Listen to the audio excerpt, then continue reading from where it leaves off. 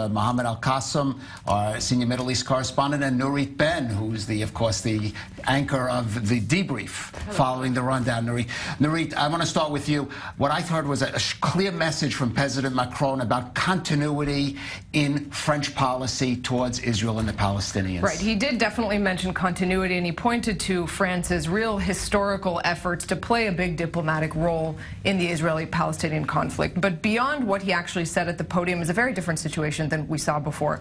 Last time that France got deeply involved in the Israeli-Palestinian conflict, it was French President François Hollande. He was in a very different situation. He did not have much support, if any, domestically, had a lot of trouble there, and people saw his efforts to resolve the Israeli-Palestinian conflict maybe as a way to distract a little bit from his own domestic situation. This time around, we have Emmanuel Macron, a brand new French president whose entire platform was about focusing on domestic issues, about resolving reforms. And I'll remind you and our viewers that just briefly, just yesterday, Emmanuel Macron promised to lift the country's state of emergency, to enact new anti-terror laws as a crackdown on terrorism, to cut the size of national parliament by a third, and to breathe new life into the European Union. So he has some very lofty goals domestically and in terms of Europe. To see this as a real priority in France now is hard to imagine, and it certainly hasn't been a big part of the public discourse.